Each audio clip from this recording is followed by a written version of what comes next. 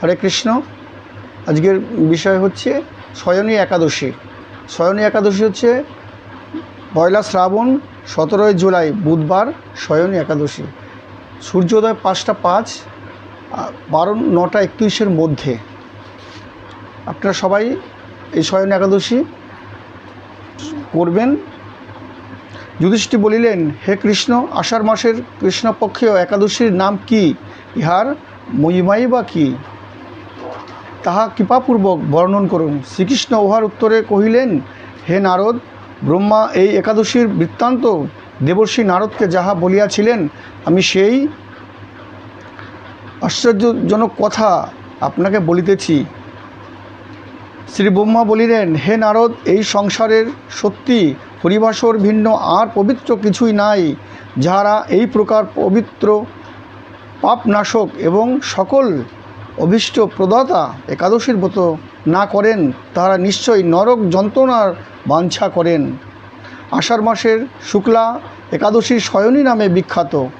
ভগবান ঋষিকেশ শ্রীপ্রীতি বিধানের জন্য এই উত্তম ব্রত সকলেই করণীয়।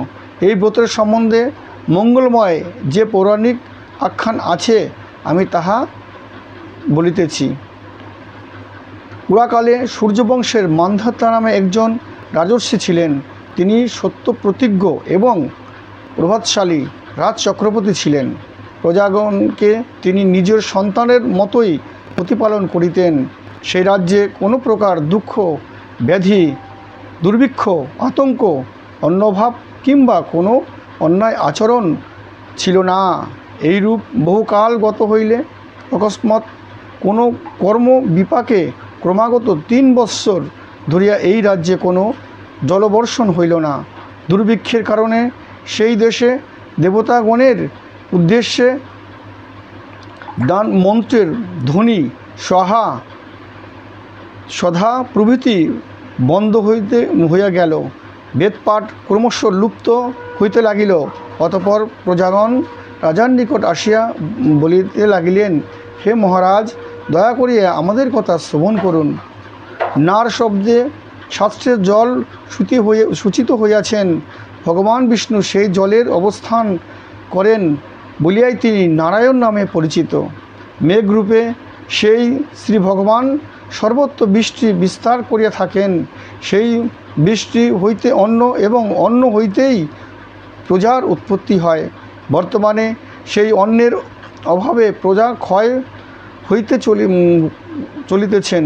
অতএব হে রাজেন, আপনি এই প্রকার কার্য করুন যাহাতে যোগক্ষেম সিদ্ধ হয়। রাজা মান্ধাতা উত্তরে কহিলেন, তোমরা ঠিকই বলিয়াছ। অন্ন হইতেই প্রাণীর উদ্ভব, অন্নর দ্বারাই প্রজা পালন, সুতরাং উহার অভাব প্রজার ক্ষয় হইয়া থাকেন। আবার রাজার দোষেও রাজ্য নাশ হয়। আমি নিজ বুদ্ধিতে আমার নিজের কোনো দোষ দেখিতে পাইতেছি না। তথাপি প্রজাদের কল্যাণের জন্য আমি আপ্রাণ চেষ্টা করিব। অনন্তর রাজা বিধাতাকে নমস্কার করিয়া সৈন্যের সঙ্গে বনে গমন করিলেন এবং রাজা প্রধান ঋষিগণের আশ্রমে ভ্রমণ করিলেন। এইরূপে একদিন তিনি ব্রহ্মার পুত্র অতীব তেজস্বী অঙ্গিরা নামক ঋষির দর্শন লাভ করিলেন। রাজা তাহার চরণে প্রণাম করিলে ঋষি তাহাকে আশীর্বাদ ও কুশল জিজ্ঞাসা করিলেন। রাজা তখন তাহার আগমনের কারণ ঋষির নিকট সবিস্তারে ব্যক্ত করিলেন। ঋষি কিছুক্ষণ ধ্যানস্থ হইয়া কহিলেন, হে রাজন, এটি সত্য যুগ। এ যুগে সকল লোক বেদপরায়ণ এবং ব্রাহ্মণ ভিন্ন অন্য কেহ তপস্যা করে না। কিন্তু এ রাজ্যে এক বিশলী শূদ্র তপস্যা করিতেছেন। তাহার পক্ষে এই অকার্য সাধনের জন্যই রাজ্যে এইরূপ অনাবৃষ্টি হইতেছেন। সুতরাং তাহাকে বধ করিলেই দোষের শান্তি হইবে। রাজা তদুত্তরে কহিলেন, বিশলী হলেও তিনি তপস্যা করিতেছেন, সুতরাং নিষ্পাপ। আমাকে বধ করিতে পারি না। আপনি অন্য কোনো উপায় থাকিলে তাহা দয়া করিয়া উপদেশ করুন।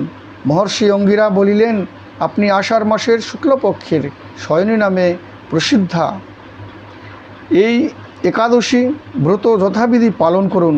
এই ব্রতের প্রভাবে নিশ্চয়ই রাজ্যে বৃষ্টি হইবে, সন্দেহ নাই। রাজা মুনির এই কথা শুনিয়া নিজ প্রজাদের প্রত্যাবর্তন করিলেন। আষাঢ় মাসের উপস্থিত হইলে রাজার সকল প্রজা রাজার সহিত উক্ত একাদশীর ব্রতের অনুষ্ঠান করিলেন। ইহাতে মেঘ বর্ষণ করিল এবং ভূমি পুনরায় শয্যা শ্যামলায় ভরপুর হইয়া উঠিল। ভবিষ্যৎ পুরাণে এই একাদশীর মহত্ব বর্ণিত হইয়াছেন, তাই আপনারা সকলেই একাদশী করিবেন। 8 থেকে 80 সকলেই এই একাদশীর করণীয়। বঞ্ছা কল্পতরু বৈশ্য কৃপা সিন্ধুভ্যৈব চ পতিতানাং পাবনেভ্যো বৈষ্ণবেভ্যো নমো নমঃ।